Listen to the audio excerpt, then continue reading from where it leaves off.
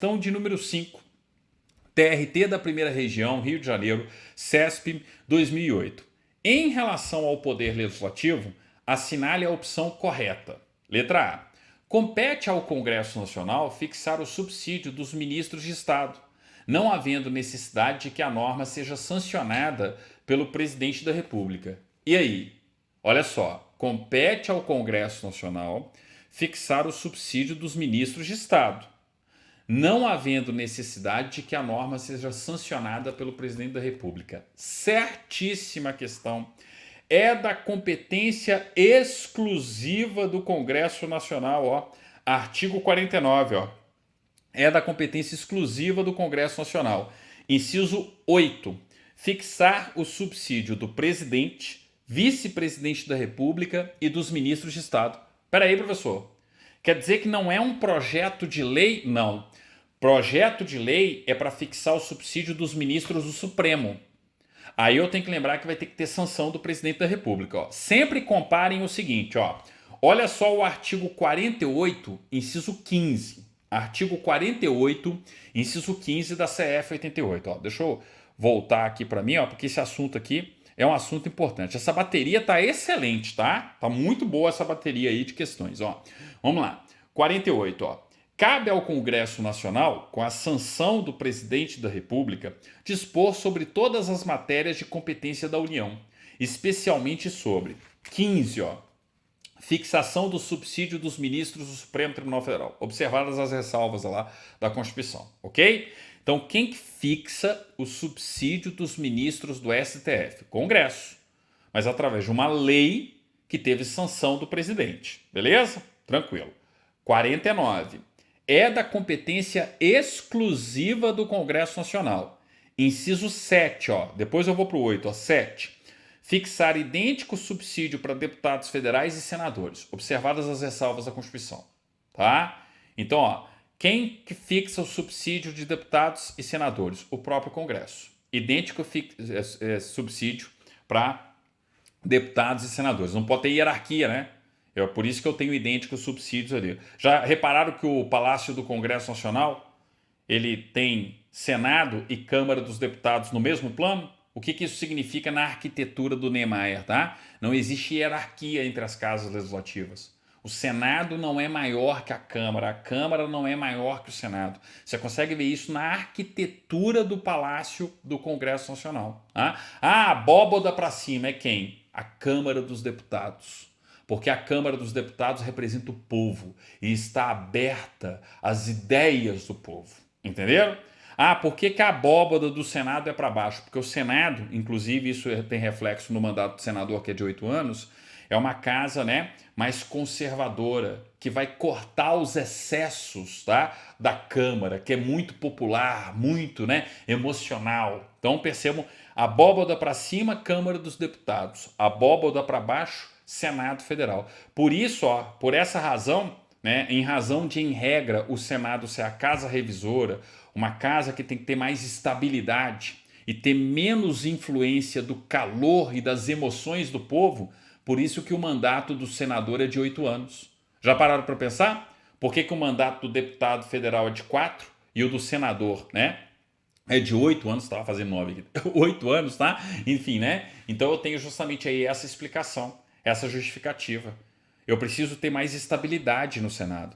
O Senado não pode ser aquele caldeirão, né, de emoções, de debates, de maluquices, muitas coisas que a gente vê na Câmara dos Deputados. O Senado tem que ser uma casa mais estável, mais segura, que não sofre tanto clamor e tanto receio do senador, né, de não ser reeleito. Ele vai ficar lá 8 anos, tá? Então eu preciso ter mais, né, pé no chão ali no Senado Federal, e é por isso que eu tenho esses 8 anos para o mandato do senador. Tá? Então tá aí a justificativa no âmbito do processo legislativo, ok? Então, ó, a letra A não é resposta. E só voltando aqui, ó, é da competência exclusiva do Congresso Nacional fixar o subsídio do presidente, do vice-presidente da República e dos ministros de Estado. Beleza? Posso marcar a letra A? Não, não posso marcar.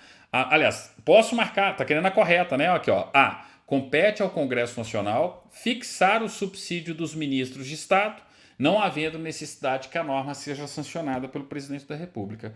Letra A. vai ser a resposta, tá? Letra B. Os decretos legislativos são hierarquicamente inferiores às leis ordinárias. Não, não tem hierarquia, tá? Decreto legislativo, que inclusive regulamenta os tratados internacionais, tem equivalência de lei ordinária federal. Em regra, se for um decreto legislativo que ratifica, né, um tratado internacional sobre direitos humanos, e aquele tratado vai ter equivalência de emenda à Constituição.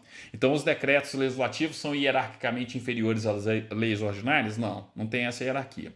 C. As emendas à CF devem ser sancionadas pelo presidente da República em até 15 dias úteis, sob pena de concordância tácita. Gente, sanção tácita, concordância tácita, tá? É em projeto de lei, é em lei. Tá? Iniciativa das leis. Deixa eu voltar aqui, ó. Atenção, ó. Questão básica de processo legislativo. Quando eu falo de processo legislativo ordinário, que vai dar origem ali a leis ordinárias e leis complementares, eu tenho iniciativa, deliberação legislativa, deliberação executiva, sanção ou veto, tá? Promulgação e publicação, beleza? Isso é o grosso. É a regra. Tanto é que o nome é processo legislativo ordinário, comum. Mas existe um processo legislativo especial. Um deles é o das emendas à Constituição. Para começar, não é todo mundo que pode propor uma PEC, uma proposta de emenda à Constituição. Presidente da República pode, 1/3 da Câmara dos Deputados pode, 1/3 do Senado Federal pode, mais da metade das Assembleias Legislativas, manifestando-se cada uma internamente, por maioria relativa dos membros, também pode. Então já começa diferente na iniciativa. Beleza. Tive ali a apresentação da PEC. Então vamos supor que o presidente da República encaminhou uma PEC. Começa a tramitar onde? Na Câmara dos Deputados.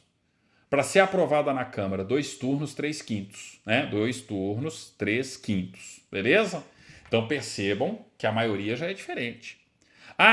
Foi aprovada na Câmara, vai para onde? Para o Senado. Senado, 2 turnos, 3/5. Mas tem um detalhe, o Senado alterou, volta na Câmara. A Câmara alterou, volta no Senado. O Senado alterou de novo, volta na Câmara. Pera aí, professor. Quando é que a emenda à Constituição vai para promulgação? Pela mesa da Câmara e mesa do Senado Federal, quando tiver consenso. Tem consenso com relação ao novo texto da Constituição? Tem. Beleza.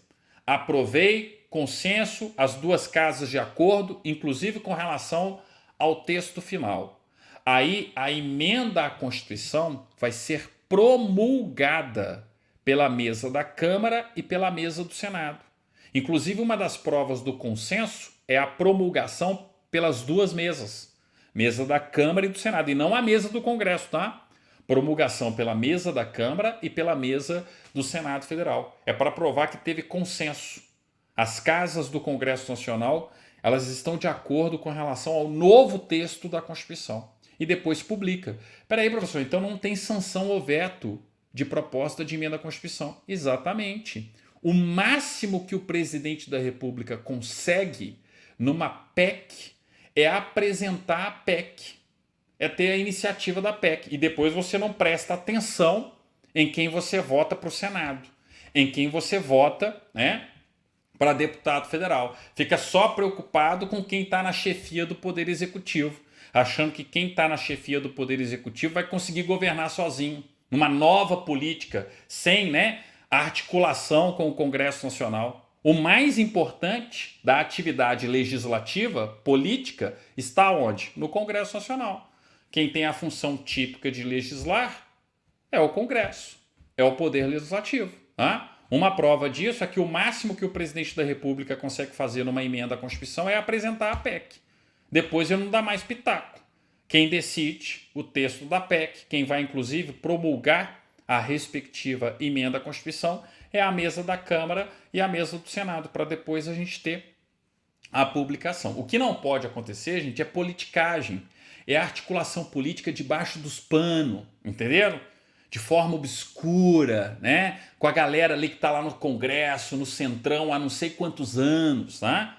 Eu tenho que ter negociação política faz parte da relação entre legislativo e executivo, entre executivo e legislativo, mas isso tem que ser feito de forma pública, de forma transparente, de forma republicana, em cima da mesa, às claras. Tá? O que não pode acontecer é politicagem. né? Essa politicagem político-partidária fisiológica que a gente tanto vê no Brasil aí. Então tem gente que acha que acabou, pelo contrário, né? Mas enfim, né? Então, ó, críticas pessoais à parte aqui, vamos voltar, né, para as questões aqui de direito constitucional, tá? Então, ó, letra C, né? As emendas à CF devem ser sancionadas pelo presidente da República em até 15 dias sob pena de concordância tácita, nada a ver. Letra D.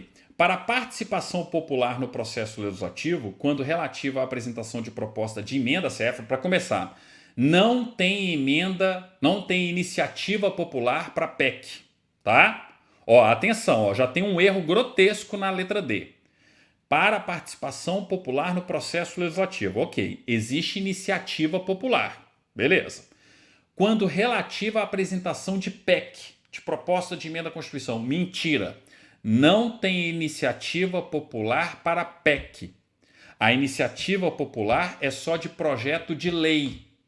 Ah, já disse para vocês, quem que pode apresentar proposta de emenda à Constituição? Presidente da República, 1/3 da Câmara, 1/3 do Senado, mais da metade das Assembleias Legislativas, manifestando-se cada uma delas por maioria relativa dos membros. Ponto. Artigo 60, inciso 1, 2 e 3 da CF 88. Beleza? Então já tem um erro grotesco ali, ó. Não tem iniciativa popular de PEC. Exige-se que 3% do eleitorado subscrevam a proposta. Quando é projeto de lei, 1%. Distribuídos em pelo menos 5 estados, com 0,3% pelo menos dos eleitores de cada um deles. Tranquilo? Então, beleza, aí eu tenho, né, essa regra da letra D totalmente errada. Letra E. A tramitação de projeto de lei de iniciativa do STF, dentro do modelo bicameral, será iniciada no Senado Federal. Não, tribunais, ó, sempre que o tribunal for o autor do projeto de lei, então imagina assim, ó, um projeto de lei sobre o Estatuto da Magistratura. O que é o Estatuto da Magistratura? Uma lei complementar de iniciativa do Supremo Tribunal Federal. Então, o presidente da República, o presidente do Supremo, no âmbito da iniciativa legislativa que o Supremo tem, encaminhou um projeto de lei dispondo sobre o novo Estatuto da Magistratura, um projeto de lei complementar ao Congresso Nacional. Começa a tramitar onde? Câmara dos Deputados. É só lembrar do artigo 64. Em regra, gente, tudo começa na Câmara. Quando vem do presidente, Câmara. Quando vem do povo, Câmara. Quando vem dos tribunais, do Ministério Público, Câmara. Beleza? Ah, professor, quando vem do Senado? Senado, óbvio, né? Ok? Então, a tramitação dos projetos de lei de iniciativa do STF, dentro do modelo bicameral, será iniciada no Senado Federal. Não, em regra, o Senado é casa revisora. Porque só começa no Senado quando é proposta do próprio Senado, de um senador, da mesa do Senado, de uma comissão do Senado, entenderam? Então, quando a gente fala do processo legislativo bicameral, ali de Câmara dos Deputados, né, e Senado Federal, o que a gente tem que lembrar? A gente tem que lembrar que, em regra, começa a tramitar na Câmara dos Deputados. Então, quem que é a casa iniciadora do processo legislativo ordinário ali? A Câmara dos Deputados. Se a Câmara dos Deputados é a casa iniciadora, o Senado Federal, em regra, vai ser a casa revisora. Ah, professor, mas e quando começar no Senado? Inverte. Quem vira a casa iniciadora? O Senado. Quem vira a casa revisora? A Câmara dos Deputados. É só lembrar lá, ó, do artigo 65 da Constituição. Quem já assistiu minha aula sobre processo legislativo no âmbito do artigo 65 sabe exatamente o que eu estou falando, tá? Então aqui, ó, posso marcar como sendo a resposta, tá? A letra E, não. A questão de número 5, a resposta realmente letra A. Ó,